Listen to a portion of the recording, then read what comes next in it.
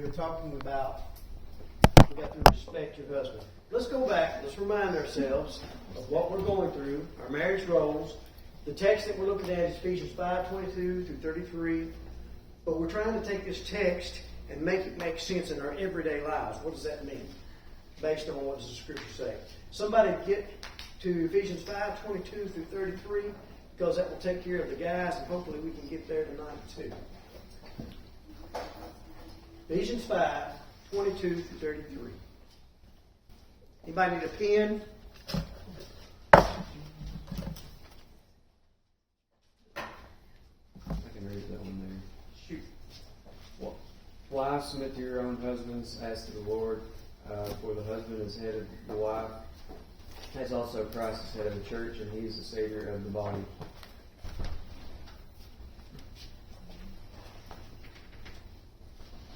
Did you get 22 through 33? Yep. I can read 24 too.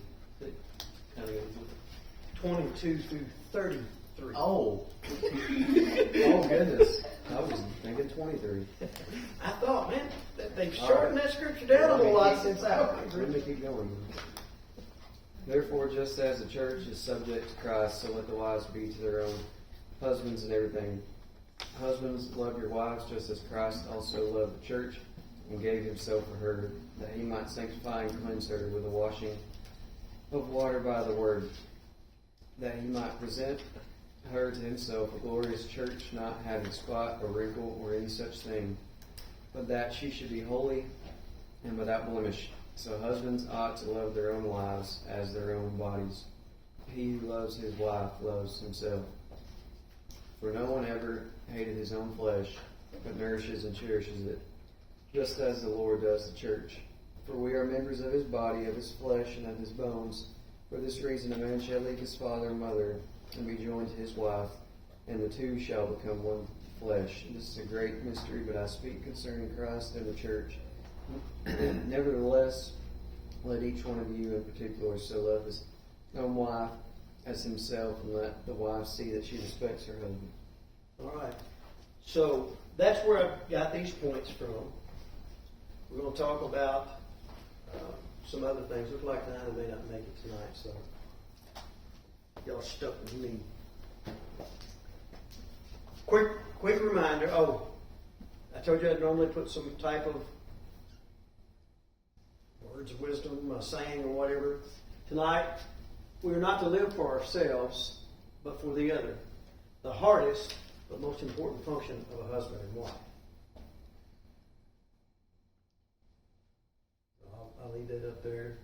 If you guys want to write that down. Those are just things you can go back and look at. They're supposed to be words of encouragement.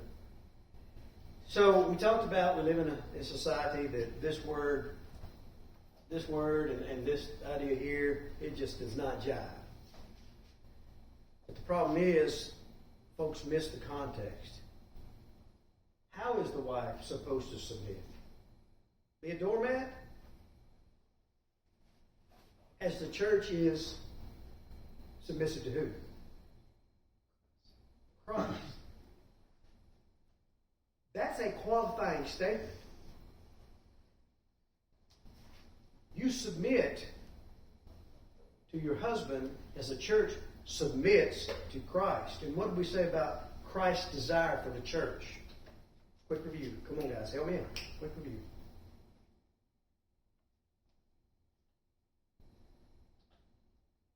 Well, the most obvious one.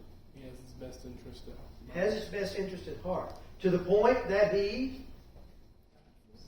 died for it. That makes things easy for us to submit, knowing that everything that he has done and everything that he asked us to do in his word is for us to be better. That is the context in which a wife is supposed to submit to her husband, which means we've got to talk about the husbands later on. What does that mean? We've got to be like. To be subject to, again, kind of the same idea. We talked about respect. The fact that, one of those meanings was fear, but we talked about that that's not what we were talking about. One of the words is to be in awe of, to the point of the way we don't want to disappoint God. You love someone so much, it hurts you to see them disappointed in you. And that's what that word means. Tonight we're going to start with this one. 1 Timothy 5:14. Managing the house.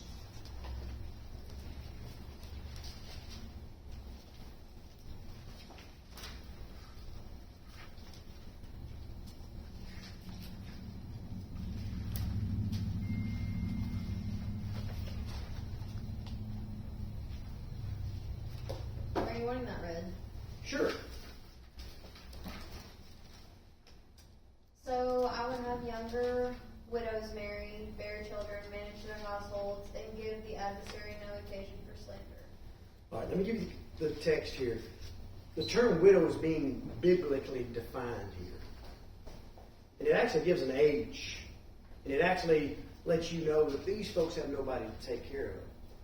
Paul here is talking about these younger women who have lost their husband. Somebody like Ruth from the Old Testament, she lost her husband at a very young age. Paul's saying they need to marry, and there's some more things that's a lesson for another time, why they need to marry. But then he says to manage the house and bear children. Tell me, ladies. I want the ladies, if you're willing to talk.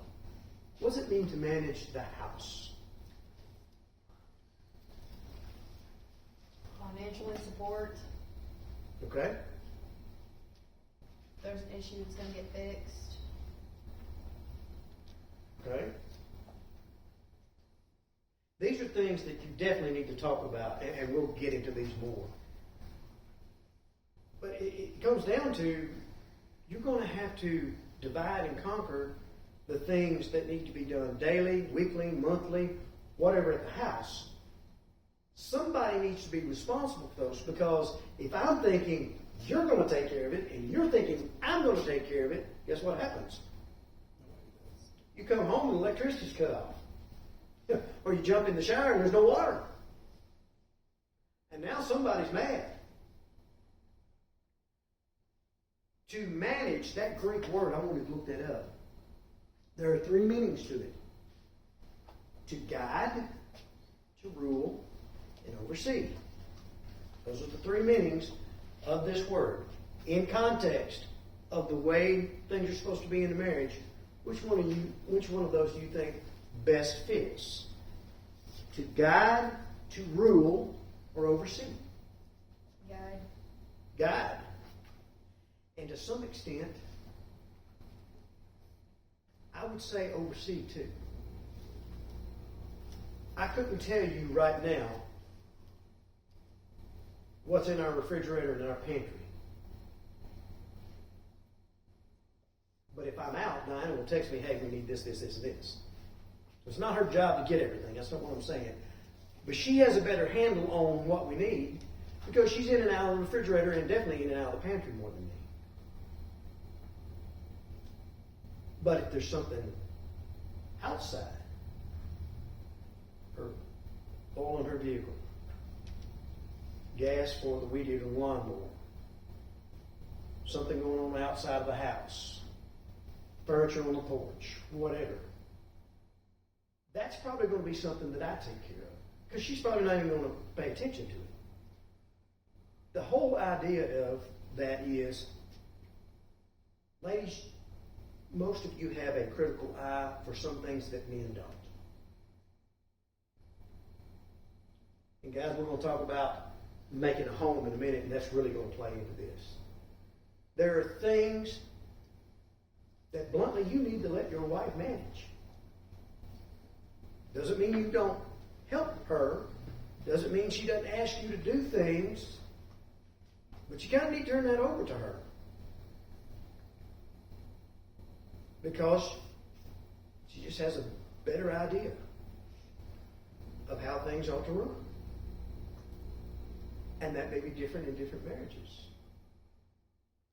Dinah has a financial background. Basically, Dinah keeps up with the bank account, balances, whatever. We don't have separate accounts. My money's her money's my money. Everything that I have, everything she has, we can get to now. We do have multiple accounts. And that would be something that I would suggest you do too, especially in what I do. A lot of times I go and I work on something and I have to buy something and get reimbursed. I keep that account separate so I can track what did I spend, did I get reimbursed. And then we have our regular account, and then I have an account for back home at the farm so I can keep up with things like that. Take advantage of the products that a bank will offer you. They're fine to open multiple accounts for you. They'll be glad to, as long as you keep a certain amount of money in it. That just makes it easier on you because you can look this account up and you know groceries and whatever come out of this. And maybe you have another account that you put stuff back for Christmas or gifts or whatever, entertainment, whatever. I would suggest you would do that. But that's just one example of her managing that. Now, if anything comes up with, anything needs to be repaired at the house, that's mine. That falls squarely on me. But she may know something needs to be fixed, she needs to tell me. A lot of times, when we first got married, I was working 2 and 3 jobs. She was working 1. I wasn't there a lot. So there's a lot of things she kind of had to take on for herself. She had to manage that house, which meant I had to depend on her to tell me, okay, such and such needs to be fixed. I need you to go by and pick this up, or this bill needs to be paid, or whatever, back before you could do everything online. Managing. All right, let's go to E. Now, I really want to dive in here for this because they just finished a ladies' class on Titus 2. In fact, let's go there. Titus 2. And I'll show you where I got this. Come on, Tim. Keep going.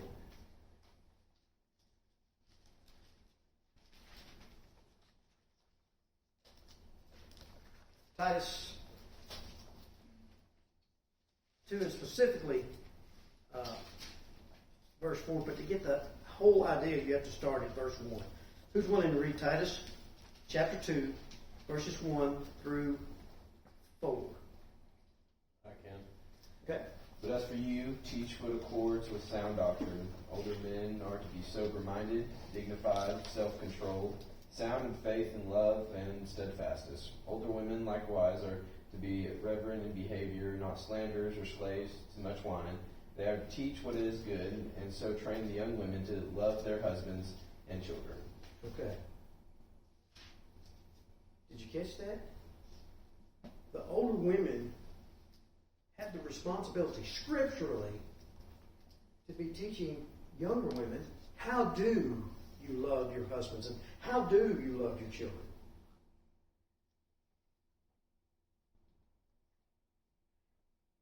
And I'm going to back up to a word, and we'll have to come back to it for a totally different story, or a different study, I'm sorry. But there's a word in there that says likewise.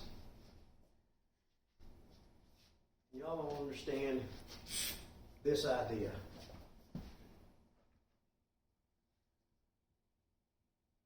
You understand the equal sign, right? You learn, what does that mean?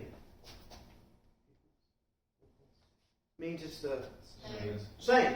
9 is equal to 4 plus 5, and 4 plus 5 is equal to 9. That word likewise is the same thing as an equal sign. So when it's telling older men, you need to teach this. Likewise, women, just like I'm telling the men to teach, I want the women to teach. Just like I'm telling the women to teach, I want the men to teach. Folks miss that. That word is like an equal sign. And us older men, we missed the mark on that too.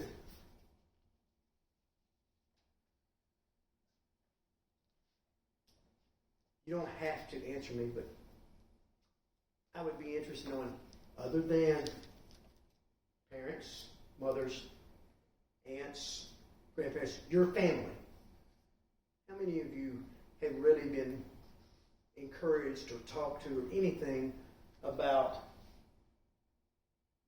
this by an older woman here at this congregation?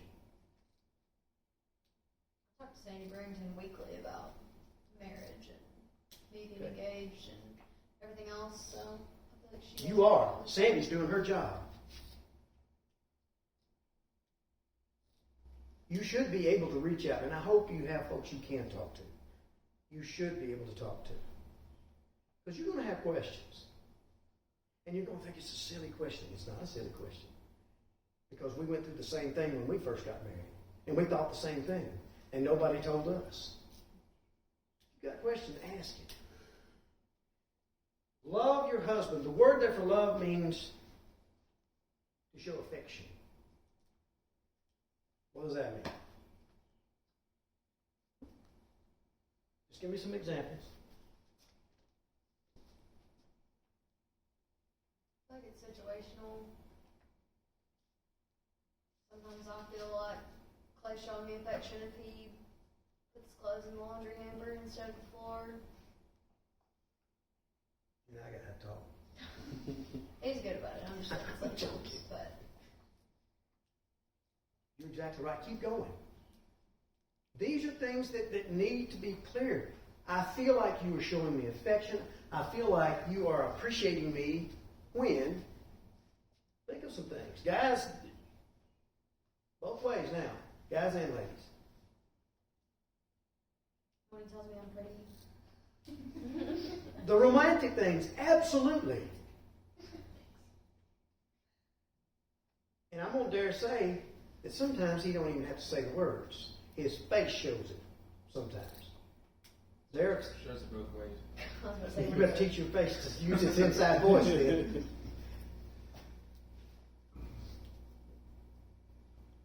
When you're dating and guys, let's say she comes down the stairs or whatever, you've been waiting there, and your face is going to tell her if you're impressed. But it's good to tell her too. Those are showing affection. What else? How? Let's go the other way. Bunch of chicken guys. How do you feel like your fiance, your girlfriend, whoever shows affection to you? Come on, step up. Look at you getting your mouth full so you can't talk. I suppose just listening to the conversation, even if they're not interested in it. Absolutely. Listen. By the way, we'll talk about that later. Guys, we got to learn to listen and not try to fix sometimes. We'll get to that. Listen. Come on, if you can't think of it now, you're in trouble when you're married. I'm talking about little things. Absolutely. If you come home and you're late, and you come in, and I don't care what it is, you better be appreciative of it. If she's taking the time to make something and put that on that table for you, she's saying, I care enough about you, I want you to have a meal when you come through that door. Absolutely. If you're at like working on your truck, if she just stands out there, don't you have to help? Spending time. That's it. She's probably not interested in that at all.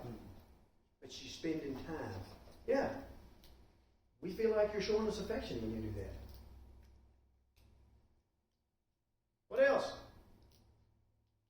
Just natural things that, picking up the house and putting our clothes in the hamper and making sure her car's clean, she has gas, Taking the trash stuff out. like that.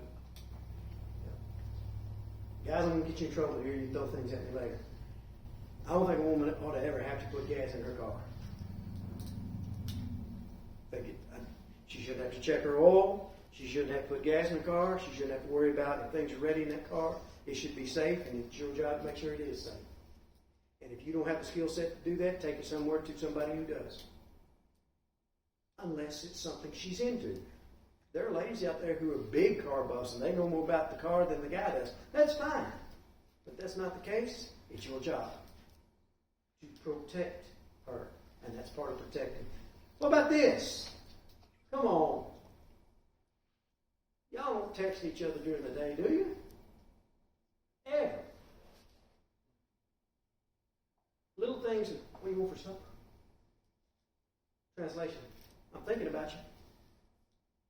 Hey, this funny thing happened today. I want to share my life with you. All those things are showing affection. All those things are showing affection. I will say though, with the phone, sometimes it's so nice when Clay doesn't have service because we can't talk to each other during the day. So whenever we do get to see each other that night, I feel like our conversations are a lot more meaningful because we haven't spoke to each other all day long. Sometimes it's good to turn these off. You were absolutely right. I feel like the texting is good, but it can also go very bad. You can, With no emotion behind it. and you can read into it what you want. How many times do I call you? Day versus texting. And I'm like you, I'm old school. My wife hates. I can call you on the phone and I can hear the tone of your voice. And what I'd really rather do, I'd rather sit down and look at you. Because I want to see your body language too. Dinah hates phone. You try to call Dinah, you'll get a message that says, the best way to get me is texting. She hates it. But with the job that I had for so many years, I want to see your face. I want to read your body language. I want to hear the tone of your voice.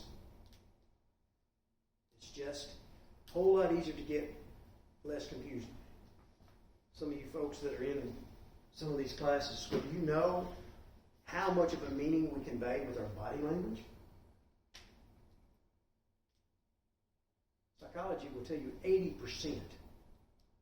If you're talking face to face, 80% of what you're trying to convey is coming through your body language. The other 20 is the verbal. So it's pretty important, especially if you're doing a business deal, you need to sit face to face. And I know everybody does go to the phone, they buy it here, and drive there to get it. I can't stand that. I want to see that person. I want to look them in the eye. Because a lot of times they can't look you in the eye, and you need to turn around and leave whatever it is you're about to buy. Anything else?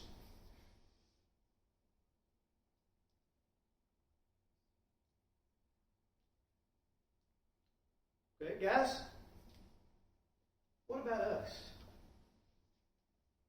We live in a time where we're not the only ones working. At this time, when this was written, a lot of the women didn't have jobs, but some of them did.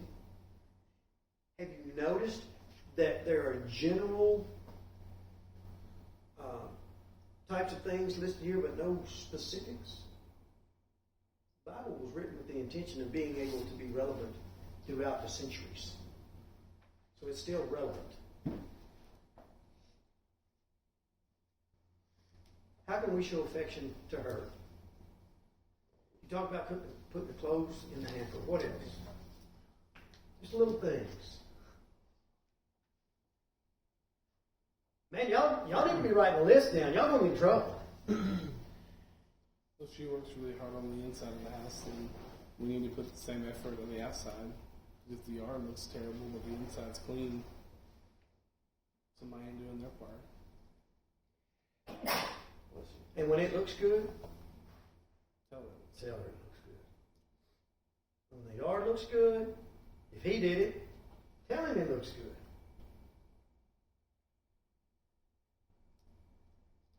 We're going to talk about, being honest in relationships. There's going to be times that you're going to have to say, I'm dissatisfied with something.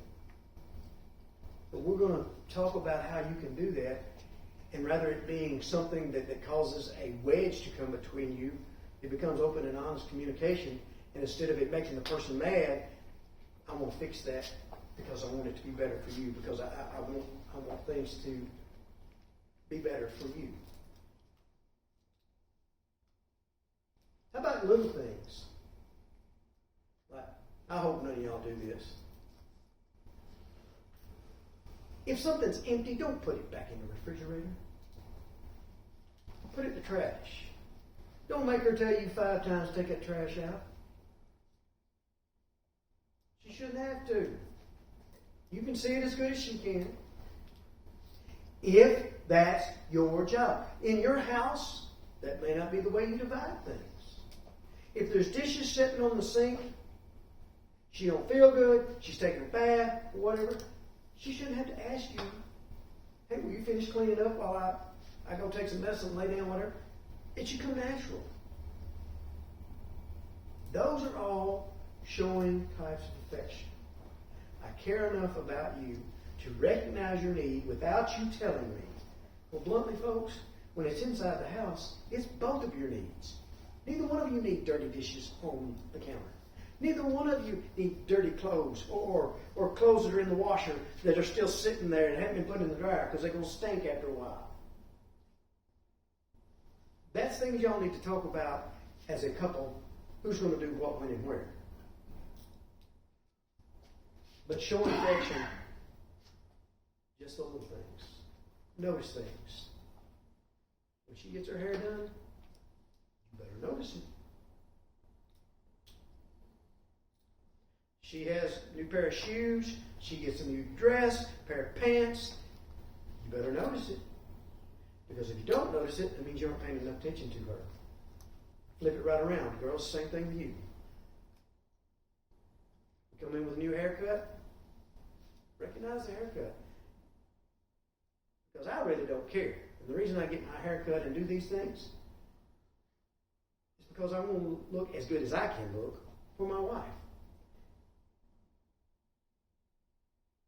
Boys, you'll get here. Men, you'll get here. You get older, hair grows where it's not supposed to grow. I have to go every month and get my ears, the inside of my ears waxed, and my nose waxed so I'm not looking all shaggy and nasty. You think I like somebody putting that in there? Jerking, especially in the nose? Did you know that if you do it in your nose, eventually it'll start growing out the top? Like back this way? No, like out your skin. So Oh, really? be careful. We just go right here so they're not hanging. Yeah, well, You know, I'm just letting you know, they'll start growing out the top of Ugh. your hair. I'll try to take care of that. I do that so I know that's a pet peeve of hers. And your eyebrows. Man, I see guys, yeah, a squirrel could put a nest in those things. Have enough respect for her. Try to make your appearance look nice. So when you're out, folks recognize that you put a little effort in making yourself look good for her. All right, let's move on. Discreet. That's in Titus as well. That's verse 5.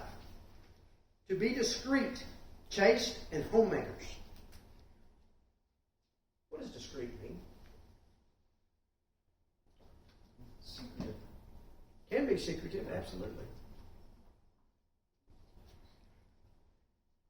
It can also mean you see him about to make a fool out of himself, finding a way to keep him from doing it, or he's about to embarrass you. Grab your coattail, come back. I'm joking. But seriously, being discreet may be taking us aside and saying, hey, the type of humor you're using, I can tell it's kind of offending so and so, you might want to back off.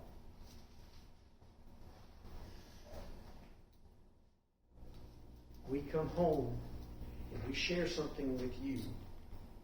It stays with you. It can't go to mama. It can't go to your best friend. If we tell you this is something I just want to share with you, it don't go anywhere else. Guys, same thing with us. Can't go to daddy, can't go to mama, can't go to your best friend. If they tell you, I just want to share this with you, then you keep that secret.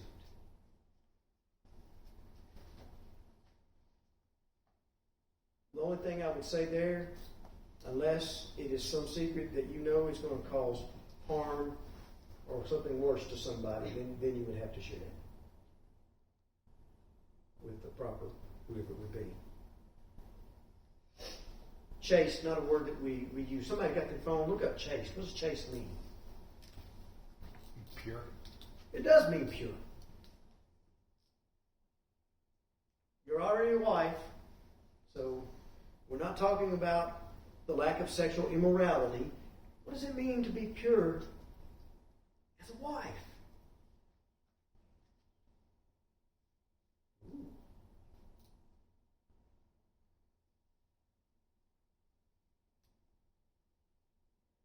heard a lady one time, and her and her husband married a while, had children. They seemed to be very happy.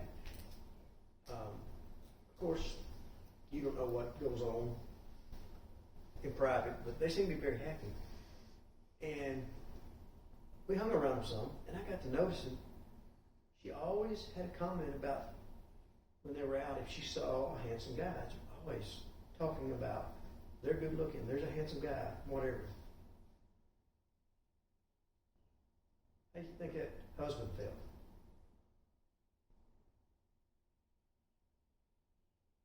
We would get together, play cards or something, and she'd hug all the guys. I don't know why I ever saw her hug her husband in front of anybody. How do you think it make her husband feel? First of all, there's a lack of affection there, and that's going to cause problems. Sure. You're somebody that husband can trust. He can rely on. He doesn't have to worry about you having ulterior motives.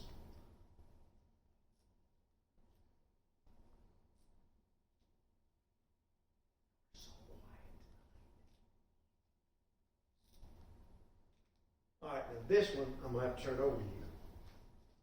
Come on now. And y'all don't make Aubrey do all the talking. What's a homemaker?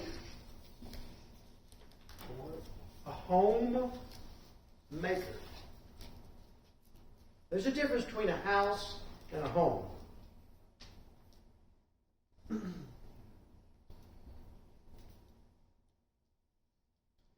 women have like the nurturing spirit to make the house a home.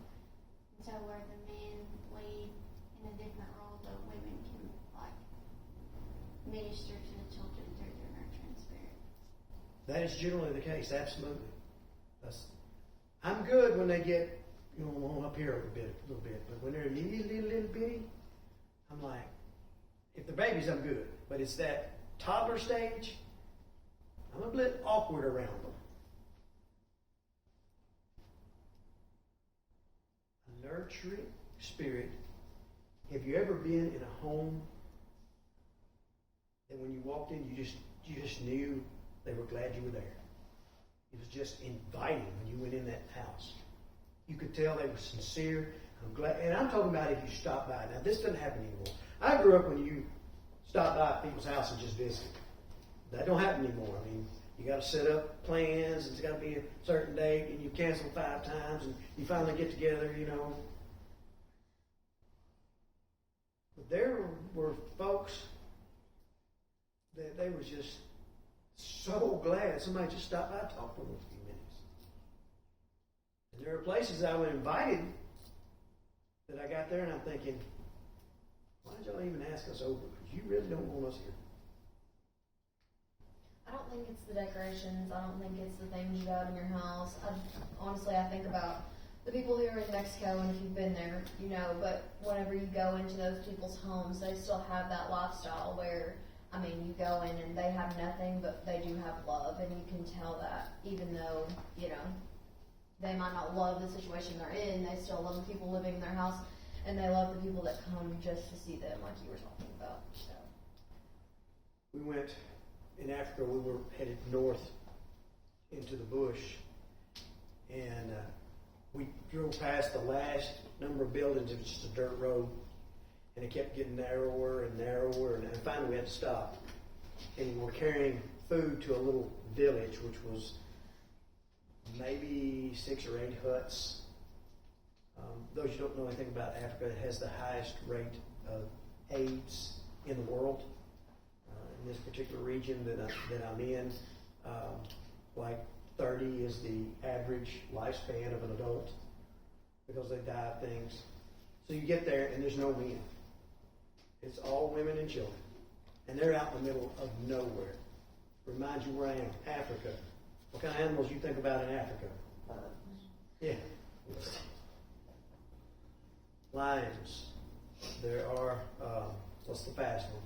Cheetahs. There are hyenas. There are what? Giraffes. Yeah, they're not bad about eating you. Rhinos. they're not as bad attitude as a hippo, but a hippo will eat you, by the way, if you didn't know that. Spit you back out, but he'll eat you. Just because he can. They are not the cute, cuddly little creatures y'all think they are. Bull elephants can devastate, one elephant can devastate an entire village, just flat. So we get there, and the matriarch, they call her grandma, because she's the elder of that little village. She basically makes sure to try to take care of everybody. We get there, and this little lady has made a broom out of sticks, and it's went around her little hut, nothing but dirt, has went around her little hut and has swept the dirt so it looks welcoming when we get there.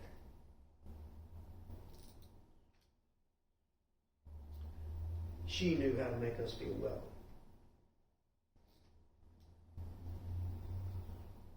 A homemaker, like Aubrey said, it's not about the pictures on your wall. It's about the atmosphere in that house.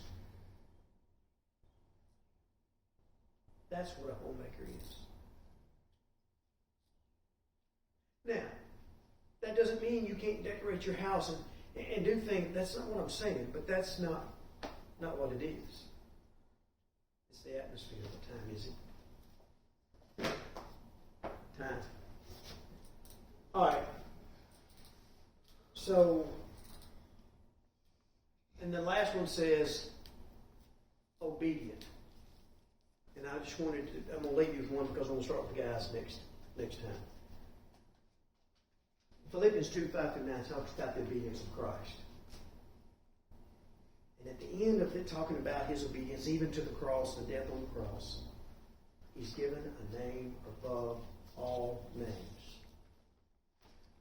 Christ and the church relationship, husband and man, or husband and wife, not husband and man.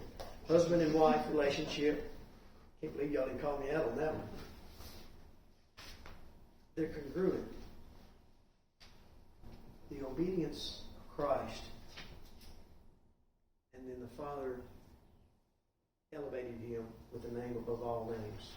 The obedience, the submission, being subject to of the wife should be to a husband that wants to lift her up and honor her the way God honored Christ. Next week we'll talk about the guys. We need to head out. Thank y'all for your attention.